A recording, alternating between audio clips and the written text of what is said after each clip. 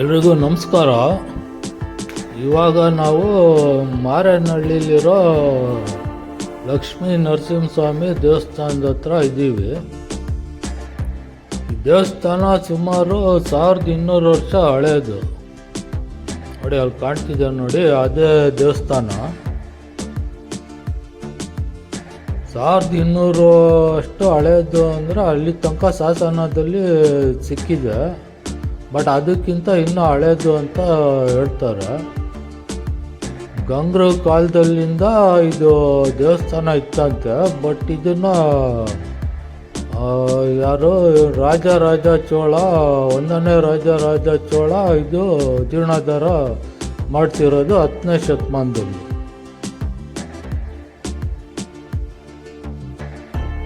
ಅಲ್ಲಿ ಸ್ಟಾರ್ಟಿಂಗು ದೇವಸ್ಥಾನ ನೋಡಿದ್ವಲ್ಲ, ಅದು ಶಿವನ ದೇವಸ್ಥಾನ, ಅಮೃತೇಶ್ವರ ದೇವಸ್ಥಾನ ಅಂತಾರೆ. ಟೈಮಿಂಗ್ಸ್ ಬಂದು ಇಲ್ಲಿ 8:30 ಬೆಳಗ್ಗೆ ಮಧ್ಯಾಹ್ನ 2:30 ತನಕ ತೆಗ್ದಿರುತ್ತೆ. ಇದು ಪುರಾಣದ ಪ್ರಕಾರ ಇಲ್ಲಿ ಸುಯಾಜ್ಞ ಮತ್ತು ಲಂಬಕರ್ಣ ಅಂತ ಇಬ್ಬರು ಮಹರ್ಷಿಗಳು ಇಲ್ಲಿ ತಪಸ್ಸು ಮಾಡಿದಾಗ ನರಸಿಂಹಸ್ವಾಮಿ ಇಲ್ಲಿ ಕನ್ಸಲ್ಲಿ ಬಂದು ಇಲ್ಲೇ ನೆಲೆಸ್ತೀನಿ ಅಂತ ಹೇಳಿರೋದು. ಆವಾಗ ಇದು ಪ್ರತಿಷ್ಠಾಪನೆ ಮಾಡಿರೋದು ಅಂತ ಹೇಳ್ತಾರೆ. ನೋಡಿ, ಇದು ದೀಪಸ್ತಂಭ 40 ಅಡಿ ಎತ್ತರ ಇದೆ. ಮತ್ತು ಈ ಕಡೆ ಎಲ್ಲ ಮಂಟಪಗಳಿದ್ದಾವೆ. ಒಟ್ಟು 3 ಮಂಟಪ ಇದ್ದಾವೆ ಈ ಥರ. ನೋಡಿ, ಇಲ್ಲೊಂದು ಆ ಕಡೆ ರೈಟ್ ಸೈಡಲ್ಲಿ ಒಂದಿದೆ, ಮತ್ತು ಅಲ್ಲಿ ಮುಂದೆ ಒಂದಿದೆ.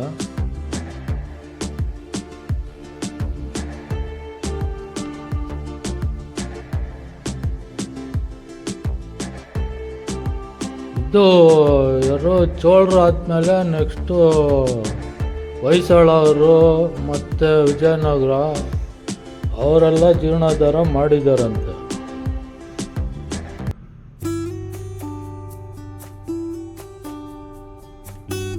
ನೋಡಿ, ಅದೇ ದೇವಸ್ಥಾನ. ಇಲ್ಲಿ ಹೋಗೋ ಮುಂಚೆ ಇದು ಆಂಜನೇಯ ಸ್ವಾಮಿದು ಇಲ್ಲೊಂದು ಸಣ್ಣ ದೇವಸ್ಥಾನ ಇದೆ.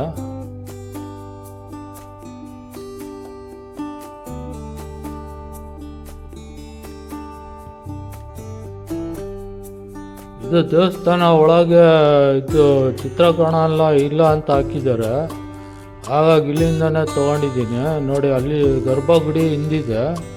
ಮುಂದ್ಗಡೆ ಇದ್ರು ಕಾವಲ್ಗಾರರದ್ದು ಜಯ ಮತ್ತು ವಿಜಯ ಅಂತ. ಅದಕ್ಕಿಂತ ಮುಂದೆ ಇದು ಗರುಡ ಗೊಂಬ ಇದೆ.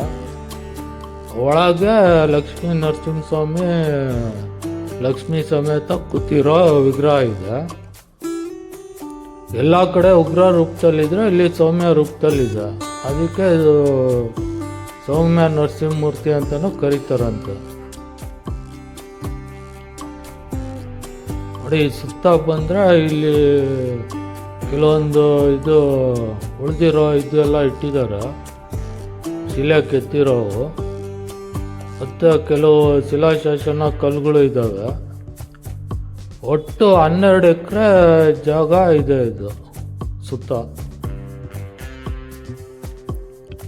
ತುಂಬ ವಿಶಾಲವಾಗಿದೆ. ಮತ್ತು ಇದು ಊರಲ್ಲಿ ಯಾರು ಮನೆ ಕಟ್ಟಿದ್ರೆ ನಿಲ್ಲಲ್ವಂತೆ, ಅದಕ್ಕೆ ಒಂದು ಶಾಪ ಇದೆಯಂತೆ. ಆವಾಗ ಇವರು ಸುಯಾಜ್ಞ ಮತ್ತು ಇವರು ತಪಸ್ಸು ಮಾಡಿದ್ರಲ್ಲ, ಆವಾಗ ಒಂದ್ಸಲಿ ಬಂದಾಗ ಇಲ್ಲೆಲ್ಲ ಈ ಲೋಕಲೈಟ್ಸ್ ಎಲ್ಲ ಇಲ್ಲೆಲ್ಲ ಗಲೀಜು ಮಾಡ್ತಿದ್ರಂತೆ, ಉಗಿಯೋದು, ಕಲ್ಲು ಹೊಡೆಯೋದು ಅವೆಲ್ಲ. ಸೊ ಹಾಗಾಗಿ ಅವರು ಶಾಪ ಕೊಟ್ಟು ಈ ಊರು ನಾಶ ಆಗಲಿ, ಯಾವ ಮನೆಯೂ ಇಲ್ಲಿ ನಿಲ್ಬಾರ್ದು ಅಂತ ಹೇಳಿದ್ರಂತೆ. ಆವಾಗಿಂದ ಇಲ್ಲಿ ಯಾವ ಮನೆಯೂ ಇಲ್ಲ. ಬಟ್ ಆರ್ಕಿಯಾಲಜಿಕಲ್ ಸರ್ವೇರು ಇಲ್ಲಿ ಕೆತ್ತಿದಾಗ 100-200 ಒಳಕಲ್ಲಿ ಸಿಕ್ಕಿದ್ದಂತೆ. ಹಾಗಾಗಿ ಇಲ್ಲಿ ಮನೆ ಇದ್ವು ಅಂತ ಪ್ರೂಫು. ಇವತ್ತಿನ ವಿಡಿಯೋದಲ್ಲಿ ಇಷ್ಟೇ. ನಿಮಗೆ ಈ ವಿಡಿಯೋ ಇಷ್ಟ ಆಗಿದ್ದರೆ ಲೈಕ್ ಮಾಡಿ, ಶೇರ್ ಮಾಡಿ, ಸಬ್ಸ್ಕ್ರೈಬ್ ಮಾಡಿ. ಮತ್ತೆ ಸಿಗೋಣ ಮುಂದಿನ ವಿಡಿಯೋದಲ್ಲಿ. ಅಲ್ಲಿವರೆಗೂ ಎಲ್ರಿಗೂ ಧನ್ಯವಾದಗಳು. ಮತ್ತೊಮ್ಮೆ ಎಲ್ರಿಗೂ ನಮಸ್ಕಾರ.